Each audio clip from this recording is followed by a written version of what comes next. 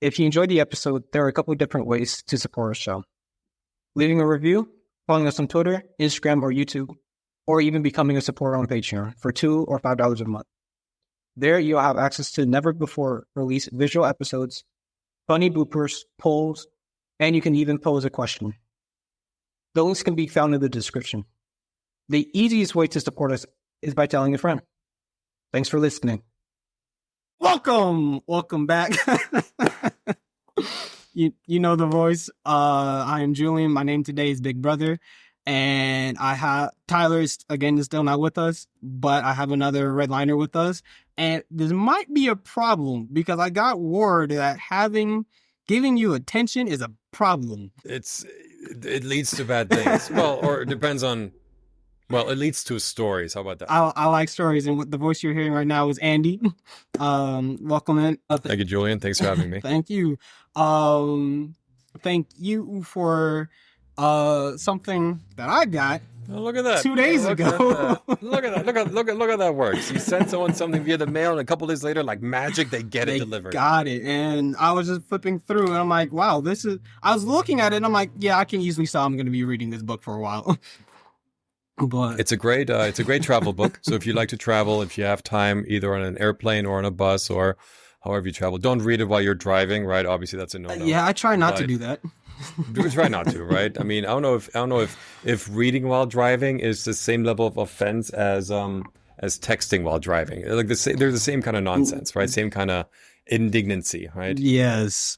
But no, I definitely try not to read and drive at the same time. That's not. Keep my eyes on the road, hands on the wheel. So all the good things. But we're here for a question. But before we get into the question that you brought to me, how was your last 7-ish days? It's been good.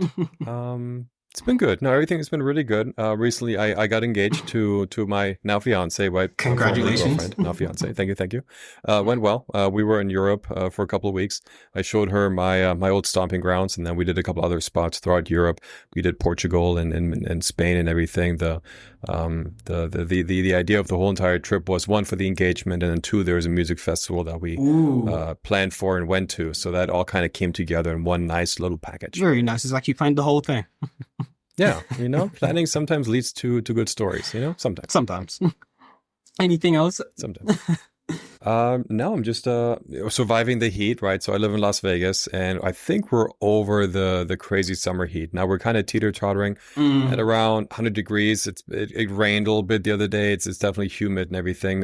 But we jokingly say, oh, it's only 103 degrees. Well, it's still hot, but when you come down from 115, 103 is very doable. Yeah, understandable, because here being in Atlanta and then living in Florida, I understand that completely, because my car has been the hottest I see my car this year was 102 degrees.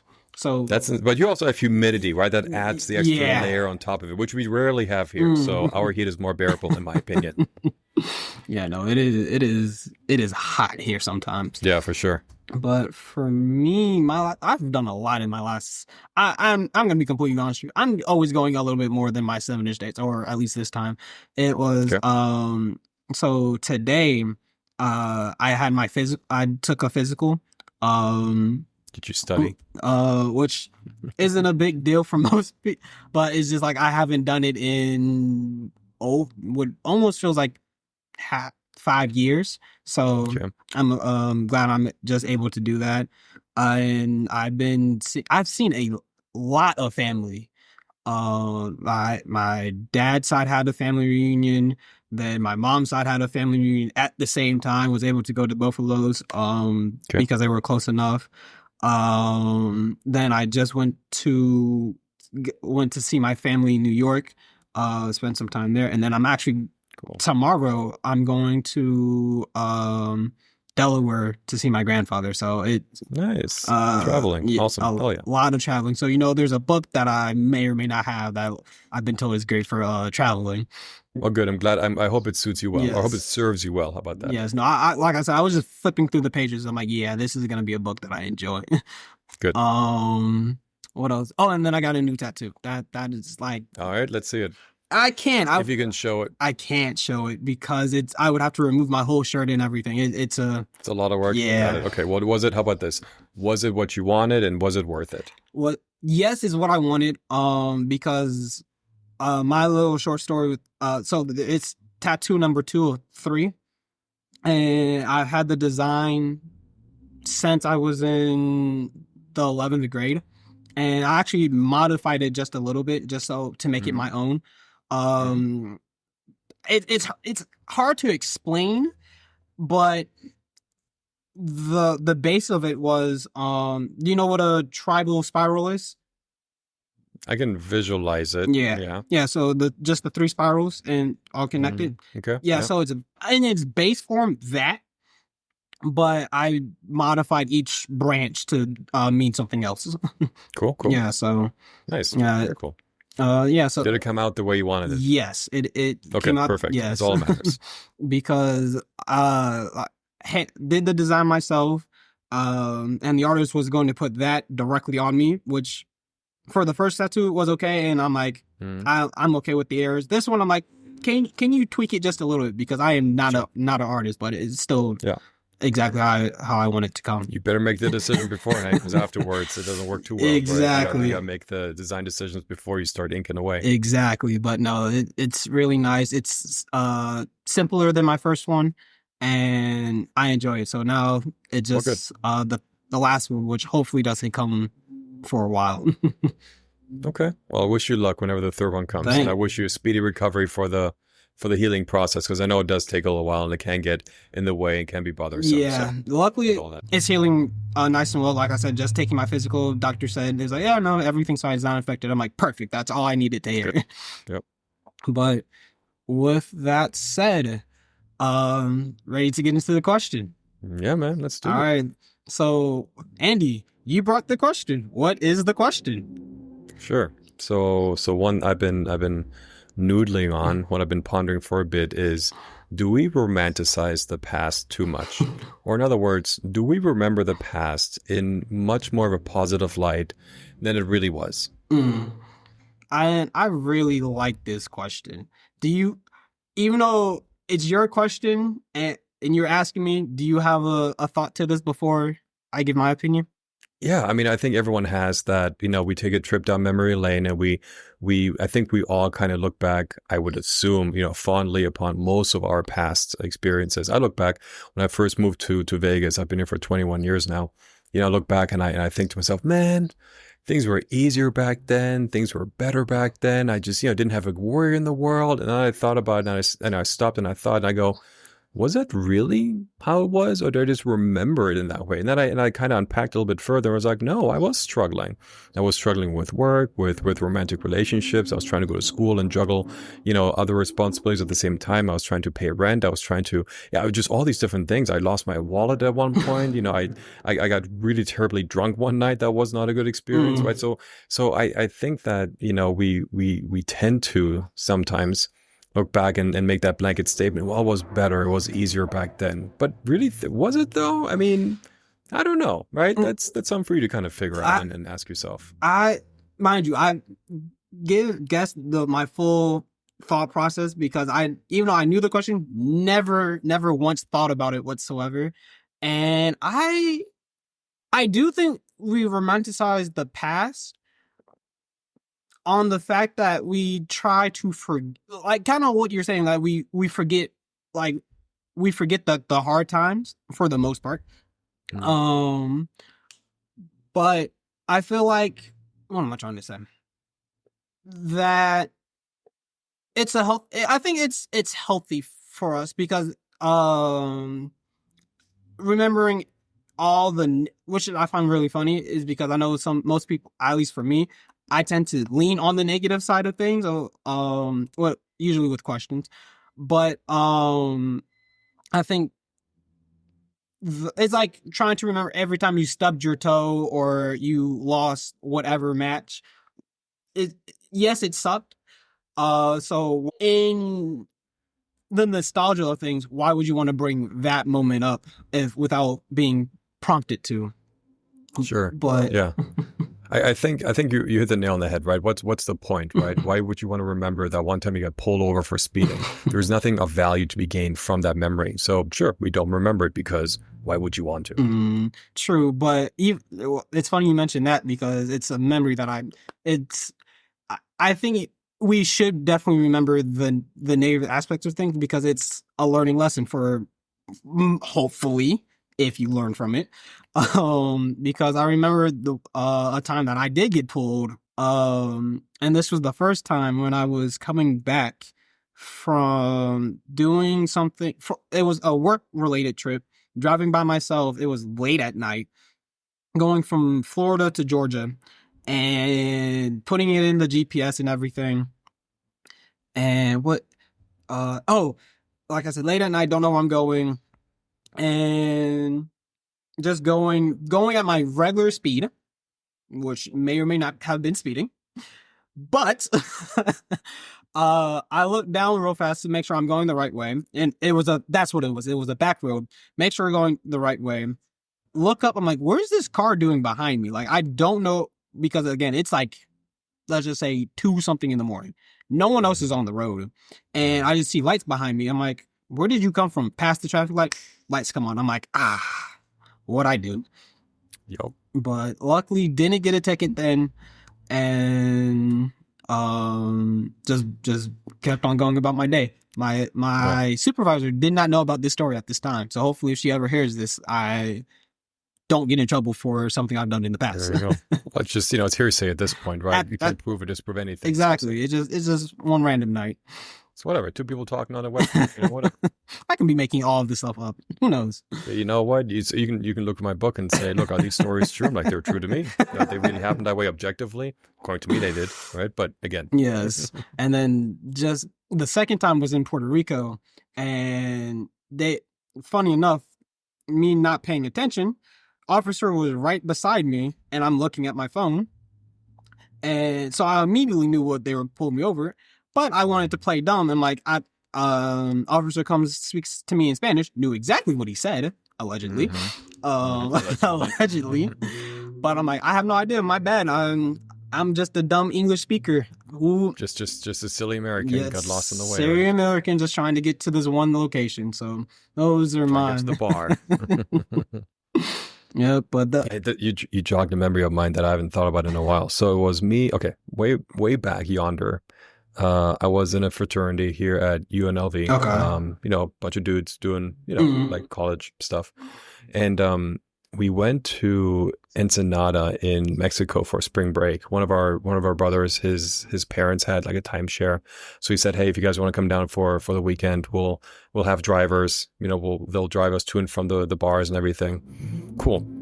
So I drove down there with a buddy of mine, and I drove my Jeep Wrangler. Love my Jeep Wrangler. Been driving it forever. I took the top off, right, the doors off and everything. No, I took the top off, but I left the doors on. Drove it down from Las Vegas all the way down to Ensenada, through the border and everything. Not a problem, right? It was perfect weather for Jeeping, right, for taking the top off and whatnot.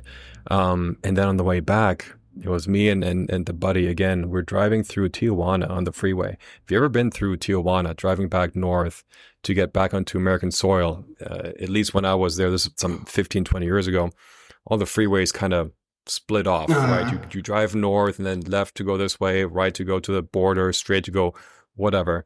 And we're just slightly lost. And we're like, okay, well, which way do we go? I think it's this way. We're not quite sure yet. Or we're not quite sure. We don't want to take a wrong turn because we've been driving forever. We just want to get home, right, per se. So there was a federale, there was a cop pull over to the side out of his car, just hanging out kind of by the side of the freeway. And we kind of slowed down a bit, and my buddy was like, hey, sir, can you tell us which way to the border? and this guy, looking back, it was probably the dumbest thing we could have said to anyone. But the guy then said, why aren't you wearing a seatbelt? Pull over right over here. We're like, all right, here we go. And sure enough, my buddy wasn't wearing a seatbelt, but I don't think that was the biggest thing they worried about down there. They just wanted to pull over these two dumb Americans and see what they could do, to them and with them, or what they can get from them. So he pulls us over, or rather we pull over. And he comes up, he goes, not wearing a seatbelt is a very serious offense. And we're like, I'm sure. And in my head, I'm like, I'm sure it is, right? He's like, well, I'm going to write you a ticket. You have to go down to the police station downtown to get this resolved. This whole, he speaks up this whole ordeal for a nonsense, right? For nothing. I shouldn't say nothing happened. Sure, the guy wasn't wearing a seatbelt, but it really was for nothing, right? And then the cop said, you're going to have to go down there. You have to pay the fine. You're going to be down there for a couple of hours, right? So he's like adding on this mountain of inconvenience. And then he was kind of he didn't say anything, but we definitely got the very strong impression of, this is now your turn. This is now your time to pay your way out of this. Hint, hint, nudge, nudge, right? So we both said, well, officer, I'm sorry, honest mistake. It's our first time here. We promise it won't happen again. Is there anything that we can do to make this entire misunderstanding go away, right? He says, well, you can either go down to the police station and pay the fine there, or you can pay the fine to me and I'll take care of it. Like, in my head, I'm going to go, of course you will take care of it, right? What a nice gentleman that you are, right? And we're like, okay, well, I'm like, and in my head, like, look, I was in the military. Like, I know that these games just have to be played, right? And boot camp is the same stuff, right? You just have to play the mental game and nod your head and try to get out of it. So, I'm like, in my back of my head, I'm like, I'll play your game. Well, sir, how much is the fine? $180. Like, okay, well, is there an ATM? I mean, we're ready just to split the difference, pay the dude and get the hell out. Because the last thing we want to do is deal with a bunch of crooked federales being stuck in this loop-de-loop of you can't go to the border because you have to pay the fine first, right? All that nonsense. So, we asked him, well, and we were right in the middle of the freeway. Is there an ATM around here? He's like, nope, right, obviously. And we're like, well, he's like, you have to pay the fine here or go downtown, right? And then, we're like, well, shit, I'm going through the middle console of the car and my buddy's going through his pockets. And we started scraping together all the loose change and all the dollar bills that we had. And about 2 minutes later, we put our hands up like Oliver Twist, right? We were like, please, sir, may I have some more? No, it was like $3.74 in change and a dollar bill. And we're like, sir, this is all we have. Like, there's kind of like with the subtext stuff, you can fleece us all you want. We have no money on us, right? So you can put all the pressure on us that you want. Unless we go to an ATM, we're not going to get anything more out of us. The guy looked at us, looked at the sad handful of change, and he's like, just get the fuck out of here. I think he realized that he just wasn't going to get anything out of us. And we're so apologetic. We're like, we're so sorry. It'll never happen again. It's our first time. We weren't crying, but we're definitely playing we're just dumb white American tourists, right? And we're honest mistake. It'll never happen again. And then he finally took pity on us and he's like, get the fuck out of here. It's I don't do it often, but playing dumb gets me out of a lot of, sometimes just makes things a little bit easier. To that point, like I work with some people that I wonder, like, who puts on your shoelaces? Who ties your shoelaces in the morning, right?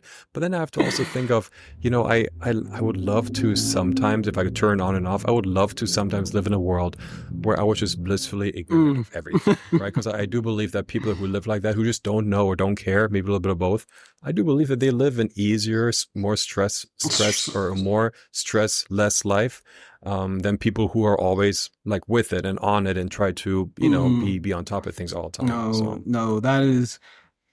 I would be afraid for that switch. That sometimes like, we'll duct tape it shut. There you go. Just turn it off and just duct tape it. There you go. No, that is actually really funny. So, I have backup questions. And so with both our stories combined, the question was, are you in the same place that you were last year? I don't think much changes from year to year as you get older, right? I would definitely say I'm in a different spot than I was 10 years ago, definitely 20 years ago. The me I was 20, 25 years ago is nowhere near the person I am today. I've gone through a lot of, growth and I don't know. I've gone through my fair share of nonsense and lived to tell the tale. It sounds pretty awful. I didn't go through anything harrowing. But I don't know. I like to think I've grown tremendously as a person over the last couple of decades. And I've taken all the good things that I've learned, taken those with me, and hopefully making some better decisions now. But maybe a year ago, not so much, right? But 20 years ago, 100%. If you were to talk to some of the people I still know from back in those days, they probably will tell you, yeah, Andy from 20 years ago is nowhere near the Andy that he is today. For the better, I would like. Definitely, it seems like you mind you, for questionnaires, I've only met Andy, was this our third time actually talking to each other. So, but what I've seen of Andy, I seem like you seem like a good person, or at the very least, a funny person. So, you know what? I think it's one of the reasons too why I enjoyed writing my stories and putting them on paper for others to read, is that maybe I may not have had a Tucker Max level of life of shenanigans, but I've had my own fair share of adventures, and I think they come through in the short stories. And I hope that when you read them, right, you're like, yep, that's 100%. That's totally the nonsense that Andy would say and do. Yeah, like I said, I can't wait to read your book. Good. For me, I think you actually bring up a good point about you're older than me, so probably. Let's go with it. But just to say, throughout the decades, you've changed. I think I'm, at least in the last 2 years, I can easily see I know there's a different version of me than there was 2 years ago due to some hardships that I've had to deal with, but I'm definitely take it for what it is, try to be better, try not to make the same mistakes, I'm going to say, quote unquote. Some of this try. Some of this isn't necessarily on me per se, as in I can't control other people's reactions. So fair. How people react to me is how people react to me. But I at least try to learn from, I was like, all right, what caused said reaction? So I'm like, all right, I know if I do X, Y, and Z, this is now a possibility as well. Sure. I mean, the lady, we have this saying that if we do something silly or stupid, right, we have this back and forth of, what did we learn? Nothing. You gonna do it again? Yeah.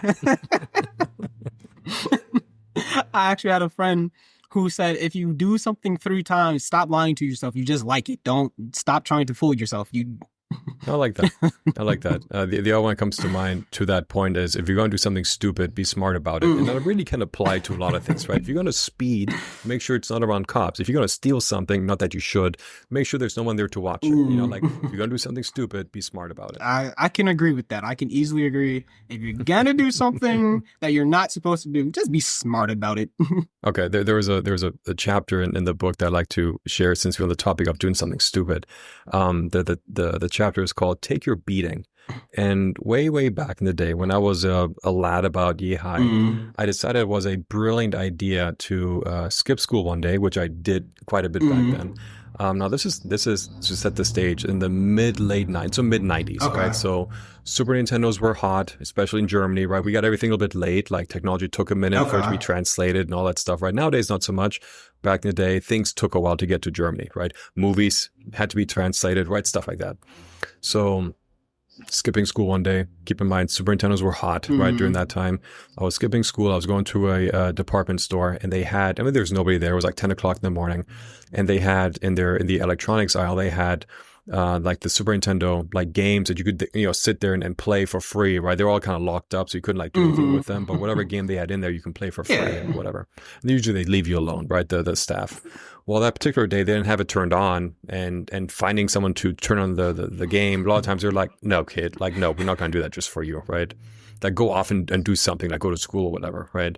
Well, as I was kind of patrolling around the area, they had a display cage, and the display cage was just like vertical and horizontal bars.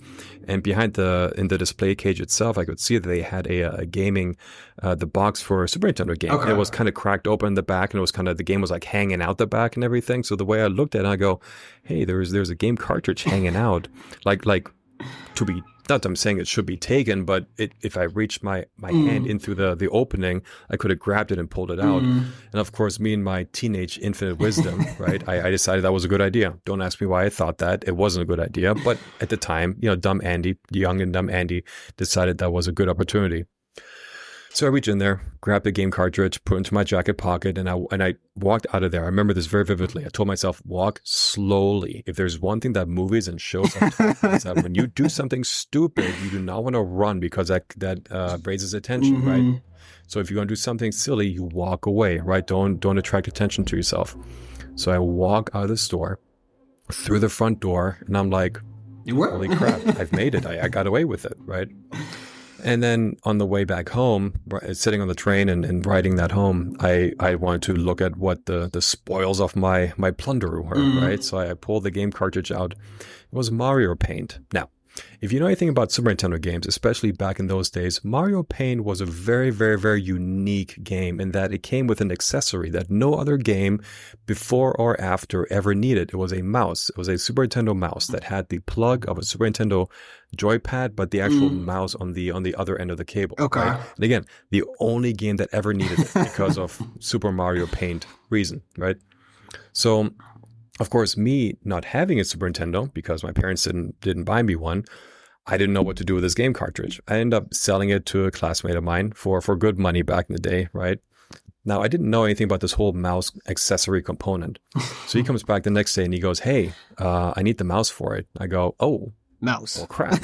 What am I supposed to do? I don't know what I'm supposed to do about that, right? I already spent the money. I can't exchange the money back for the game. I can't go back to the store seeing if I could, swipe the accessory that should have come with it. So I'm like, well, crap, I don't know what to do about that. So I kind of let him on for a couple of days, and I was going to think of something. I never thought of anything because what do you do to fix the problem? Nothing, right? You're screwed. So I remember a couple of days later, after I tried to hold my classmate off on the issue for way longer than I was able to, or than he had patience for. Maybe like a week, maybe a week and a half passed. And I guess the guy realized that for good money that he paid me, he wasn't going to be able to use the game because the accessory wasn't there, right? All makes sense. So I remember sitting on, taking care of I was on the crapper one evening, right? I was taking care of business, and then I heard the phone ring, and then my stepdad, picked it up, and through the door I could hear just all the keywords I need to hear, Super Mario or Mario Paint, Super Nintendo, mouse, money, 2 weeks. I heard all the keywords. And I knew, okay, I'm cooked, right? So my stepdad, he came over to the door of the bathroom and he kind of gave the knock knock. I'm like, we need to talk, right? I'm like, you don't say, right? So I'm sitting there and I knew I was screwed. I was caught. What was I going to do? I'm like, so my options were I can sit on the crapper forever, right? To come out eventually. Eventually. Right? Eventually. The other option was there was a tiny window at the top of by the ceiling that the cats used to go in and out. I'm like, I could try to sneak out of there. Well, I wouldn't fit. And even if I were to fit, what would I do afterwards? Right? Just walk the streets and then, I don't know. Like, what was I going to do? And then I sat there for a bit longer, mulling over my options. And then I finally had an epiphany. Be like, look, man, the earlier I get out of here, the sooner this stage, this portion of my I don't know, this chapter of my life, the earlier I get out of there, the sooner I face the music, the sooner this whole thing will be over. So I went out there, faced the music. I got my fair share of discipline, from that entire happening. But the lesson to be learned from this is that take your beating, right? If you do something stupid and it's clearly your fault and you clearly goofed up, man up, fess up, and take your beating, right? That was one of those lessons of, yep, it sucked at the time, but I think I learned something from that. So that I can relate to that. Mind you, I'm not as much of a troublemaker as most people. I sometimes say I'm a saint. But same scenario, but well, not same scenario, but same realization, because just like you, like TV showed me, I'm like, it's just easier just to get it through immediately than trying to hide it or push it to the side, because eventually you're gonna have to deal with it. So my story is, again, nothing as thrilling as yours. It was my freshman year in college, and my grades were just terrible, in the sense that I became given a warning for academic probation. Yep. Reason for that is just because I wasn't motivated. High school, A/B student. Sure. And I was on the basketball team. College, couldn't join the basketball team.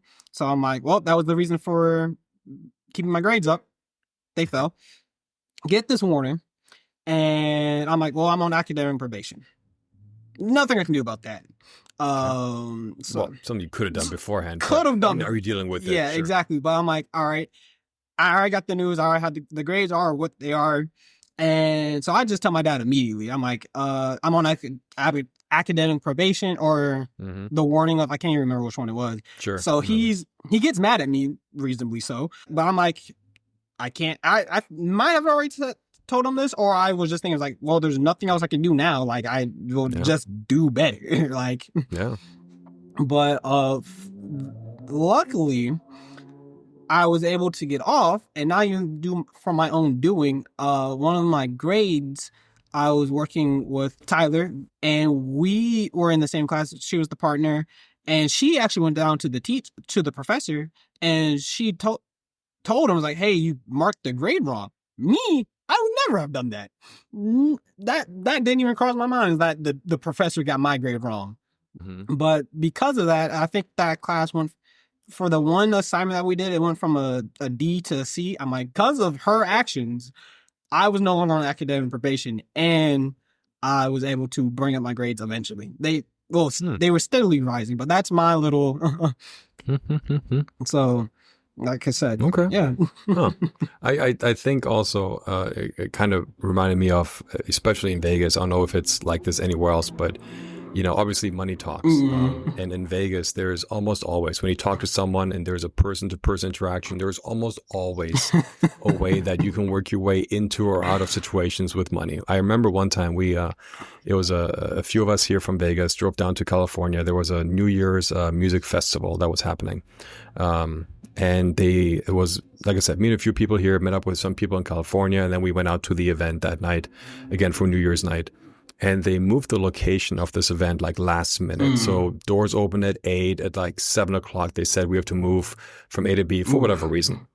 So like last minute, right? We're like, oh crap. So we kind of regrouped and figured out the plan of attack or whatever. And then we drove out to this place, and because of traffic and other things, we didn't get there till about, maybe 10 o'clock or so. So a little bit later. And now, in Vegas, that's not a big deal, right? In Vegas, things don't start till like midnight 30, sometimes 1 o'clock, right? But there, in California, there was last call, there are other things. Plus, it was New Year's. Time was of the essence. So we show up, and it was at this warehouse. And I remember just all of us, we got out of the car, and there was just a line wrapped around both sides of the building, 5 people deep, both sides. And we're like, oh my God, this is going to take forever. We're not going to get into this place for like another hour and a half, 2 hours. By that time, it's going to be midnight. By that time, the thing is almost over. We're like, oh crap, like this is not going to happen, just because of all the shenanigans and the silliness. So then I looked around, and I realized that there was security, and they were doing crowd control and whatever else. And I'm like, you know what? Here, everyone just chill here off to the side. Let me go talk to someone. So I found the dude who was wearing a different color polo, right? Always find the dude who's wearing a different color, because he's generally in charge, right? He or she. So I found a dude. Everyone's wearing like a yellow polo. He was wearing a black polo. So I'm like, let me talk to him. He was right there at the front door. I'm like, hey boss, hey, it's me and the 5 guys and girls behind me. Hey, look, if we all pull together and give you $20 a head, can you get us past this line? And he's like, yeah, how many? 6? $20 a piece just to get past the line? He's like, let me think about it. Like, okay, cool. I planted the seed. He didn't say no. They say no. If they say no right away, different story. But if they don't say no right away and they think, they say, let me think about it, or I shouldn't. Well, then there's an opening, right? So I go back to my friends. I'm like, all right, everyone cough up $20. Everyone does. So I got $120 in my hand. And then, like 5-10 minutes later, he kind of looks back at me. I look at him. We do the whole, we do the nod. He goes he goes up, and he like moves some of the crowd control gates out of the way. Motions over, like now's a good time, like go. And we're like, go, right? So I go up to the dude, give him the handshake, $120 get, transferred from me to him. He goes, you guys have a good night, be safe. I'm like, you too, man, appreciate it. So we walk in. Now, to us from Vegas, that happens, right? It's just how things are sometimes. Not all the time, right? But sometimes things just have to get taken care of, and that's how you take care of things. In California, I guess that wasn't at least at the time, it wasn't something that was common, or at least not common with my friends who joined us there. I remember one of the gals from the group, she's like, what the F just happened? And I said, Vegas just happened. Oh, that's so funny. See, I don't always have the biggest pockets to do that. honestly, when it comes to lines, I usually can finagle my way through a line. A single person is one thing. Yeah, exactly. And if I can't do it, as some friends is like, I will make a friend or have a cousin real fast. But I remember this one time I was at this one event. I'm not going to say the event because I'm trying to go back. And it was a huge line. And I'm trying to get me and 4 other people with me through this line. Okay. And I'm like, okay, I have to put on my thinker's hat and my Swift boots. And I'm like, all right, watch me real quick because I can't say anything. You just have to see me. I see this security guard trying to block off because there was an opening to the bathroom and everything. And I'm Swift. I'm like, I'm just trying to get a vending machine. And also, I'm in a costume that's very noticeable. Like, you can't really not see me. Okay. So, I walked to the vending machine and everything. And he looks back, and I was like, hopefully one of my friends decided to, follow me so I can go somewhere else, just be somewhere else. Okay. And so I did. Come back out, and my friend see me. He's like, how did you? Never mind. We were with him. He's like, yeah, they're with me. Mm-hmm. And then the same thing happened. I can't remember if it was the same day or something else, but same line, trying to see someone, and I see someone holding up a sign, like a really big sign, and like using it to like move people out the way because no one wants to be in a line with someone holding a giant sign, right? Sure. And I'm like, game recognizes game. I see you using the sign to get through. I see what you're doing. So I'm like, all right, cool. I'm going to use you to get through this line because now, again, with same 4 people, I'm like, can't say anything. I'm like, you just have to see me and we're gone. Just follow along. Just make eye contact with me. You have 2 seconds to make a decision. That's right.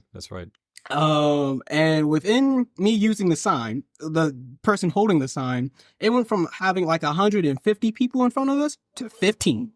So, we got separated, but everyone had a good time. Everyone got what they wanted to, and we didn't have to wait in the line for sure. Yeah, perfect. It's little things like that, right? I mean, we've gotten lucky a few times. I remember back in the day when I would just money was short, and we were trying to get into the clubs, and if there's a line out the door, you gotta deal with it, right? However, there was one specific night that it was like. It was a big weekend, like Labor Day, Memorial Day, one big, weekend that they had a big DJ playing at one of the clubs, and they had free entry for locals up to midnight.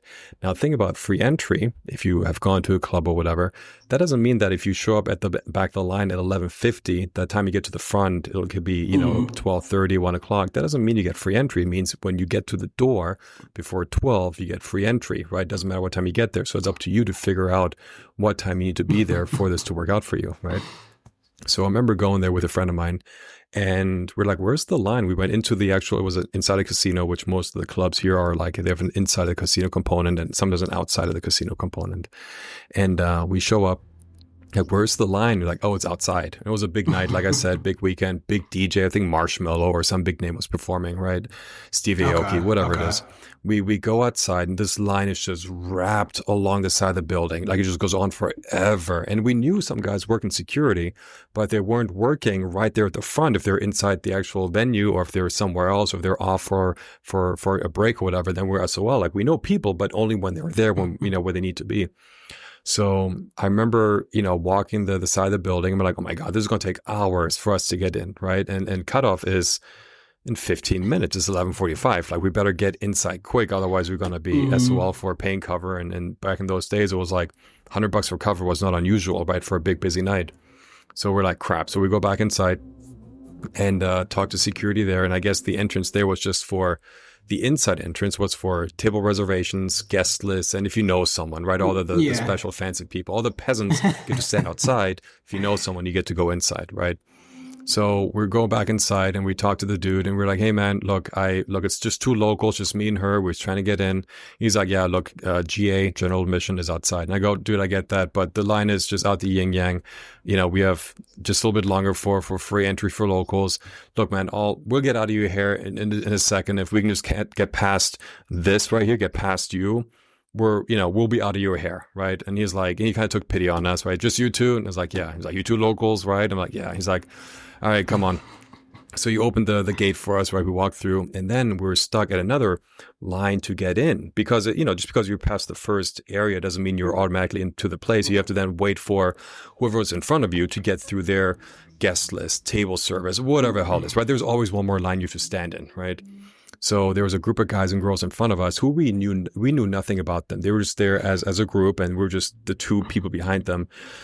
And we're pushing it close. It's 11:58. Like, we need to be inside this place like now if you want to get free cover.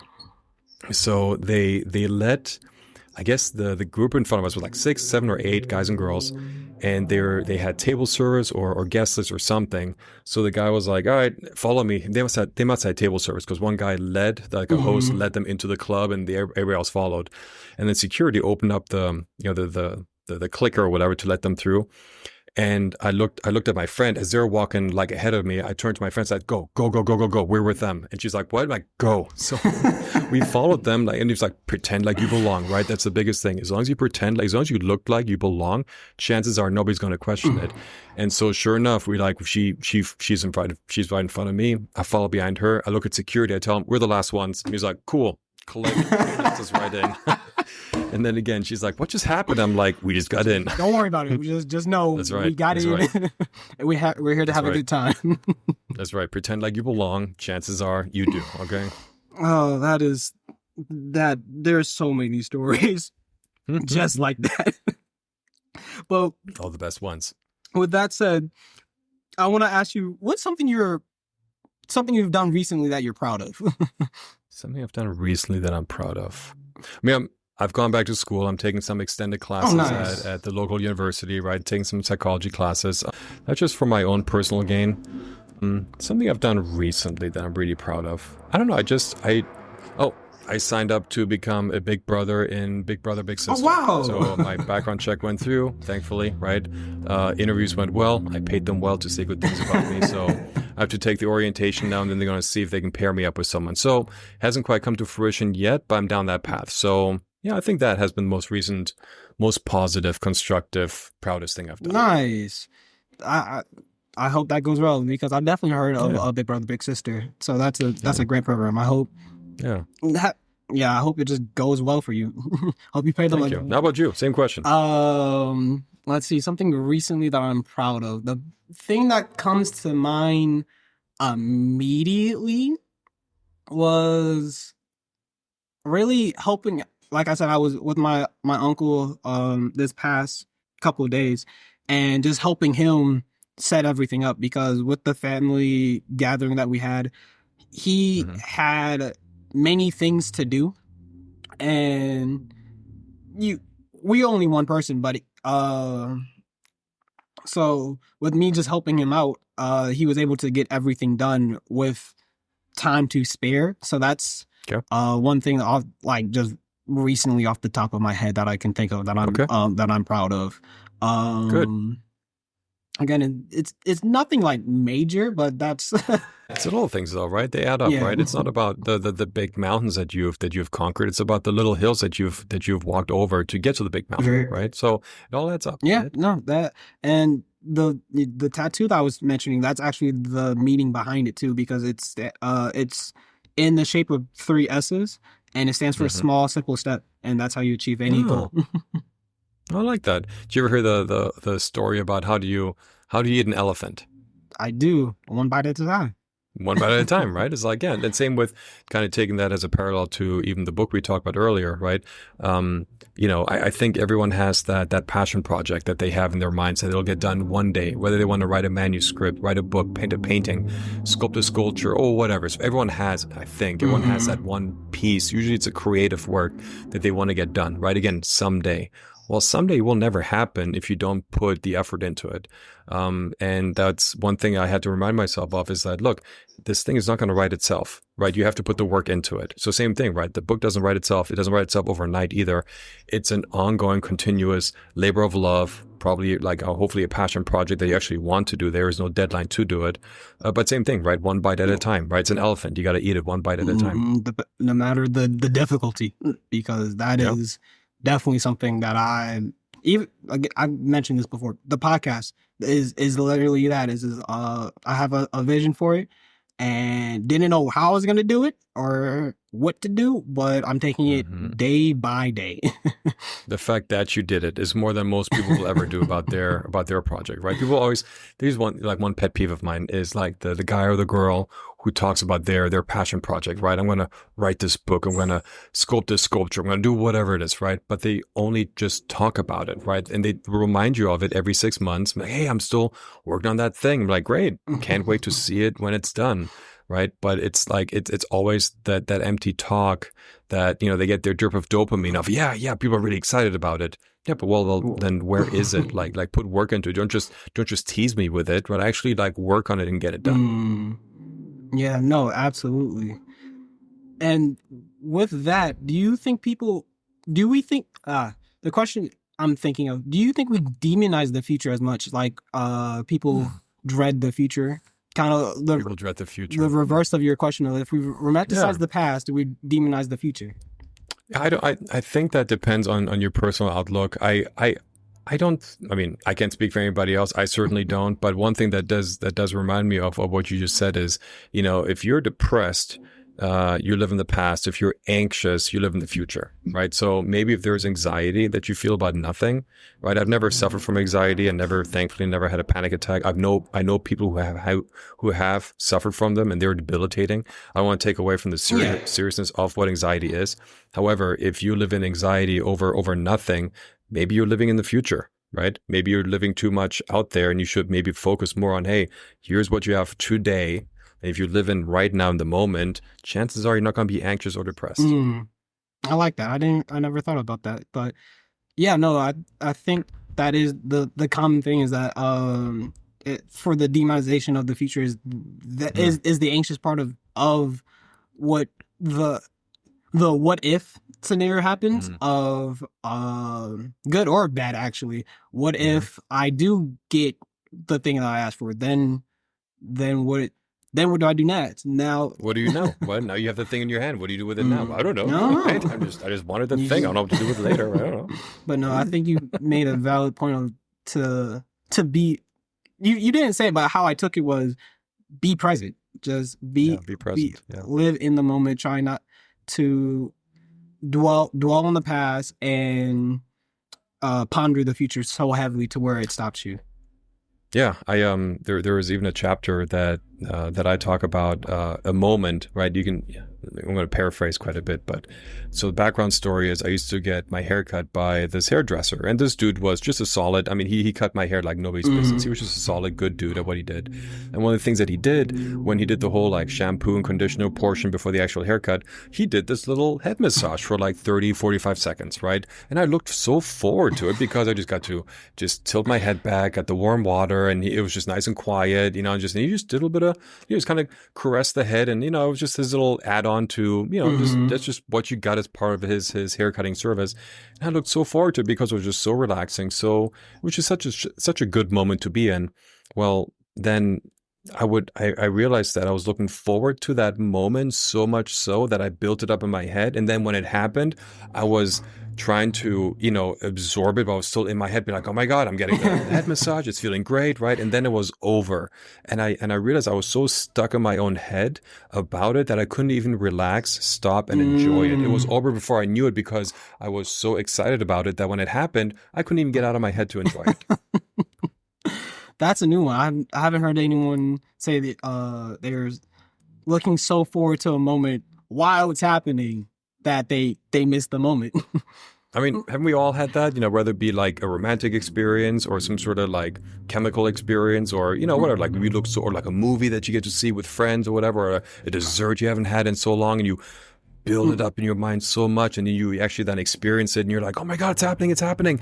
And it's over because you couldn't even stop to enjoy it. For me, I hear that when people go to events and all they do is record on their phone. Oh my God, yes. And like the whole thing is on their phone. They're only looking at their phone. I'm like, right. You're here. You made it. This is your memory.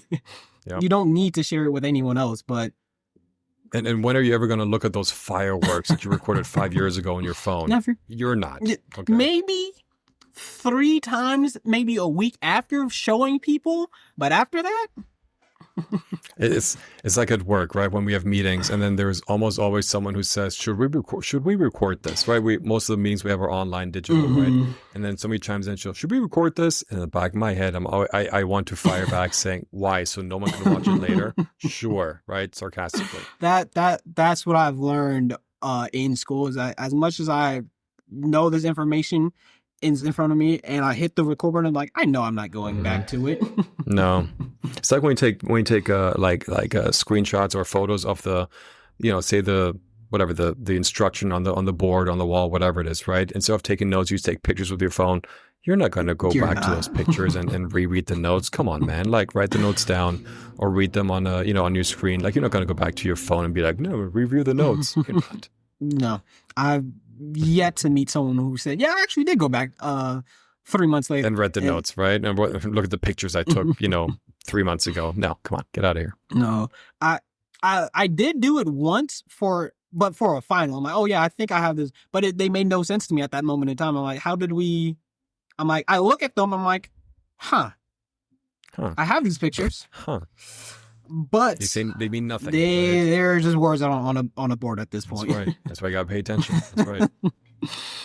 But with everything that we said, something else that I like to bring up, or this is just a tangent, is with like moments of kindness. Something that I've adopted a couple years ago is trying to pass it forward. I've seen it a couple of times too, or I've heard about it. Like someone, let's just say randomly in a drive-thru is like, "Oh, I'll pay for the next person behind me." Sure. Right, and just pass it forward. And I try to, with actions that I do, I try to hope that gets the kindness gets passed on. I always found a little bit bittersweet about the whole pay for the drink for the person behind you, right? Because at the end of the day, sure, you get, first of all, it's a nightmare on the person taking the order because they don't know how much your drink will be, but it's getting prepaid for, right? So what if you need to get 10 drinks for your office, but the person only paid it forward by putting $10 down, right? I mean, it's a nightmare for the person trying to take the order, right? Because how are they going to do the money, right? And then second, look, I understand the idea of it. However, you're not really, you're receiving a free drink, yet then you pay for the person behind you. So really your net outcome is still the same. So yeah, it feels like a good deed, but really the end result is, well, you do it because it's now socially expected because someone else did it for you. What I started doing, go online and get yourself a bag of candy, right? Individually wrapped candies, whether it be this, Sour Patch Kids, it does not matter. Get yourself a bag of individually wrapped candy, and every time you leave the house, grab a handful. Every person you interact with, whether it be the person at the drive-thru taking your order, the bank teller that gives you change, or whatever it is, right? You go to the grocery store and check out with a person. Give those people a piece of candy. It doesn't cost you anything, costs you barely anything, and it makes their day for a minute, maybe only 5 seconds, maybe for the whole day. I've had people tell me when I come back to the store, they're like, you know what? You're the guy with the candy, right? I go, yeah. And, it's like, and I've heard people say, that one time you gave me that candy made my day. Like, awesome. Hell yeah. That's what's up. Well, now that's a new bag of tricks that I can use to... there you go, bag of candy. Bag of candy. And when you offer candy to strangers, they're like, wait a minute, do you have a van too? I'm like, yes, but it's got cute puppies in it, so it's perfectly fine. You're not a child. I promise you, this is...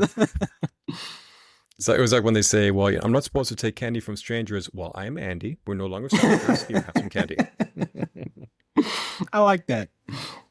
Flow, right? The flow of life. Like on a personal note, like one of my pet peeves is getting my flow interrupted, right? When I'm going down the freeway at a certain speed, I don't expect you to be at the same speed as I am, but please don't get in my way. If you see me coming down the fast lane, don't make me slow down. I like being in the momentum that I am. And if you mess up my flow, I'm gonna have a problem with you, right? Just don't inconvenience me with your nonsense. How about I like that. For me, living in Atlanta, at least, I'm not sure if LA was any different, but the traffic here, people just, I would think it was going, and I'm like, all right, cool. I can, especially on the highway, I'm like, all right, cool. I can hit 70, and then it immediately stops. Yeah, we're about to stop. I'm like, what just happened here?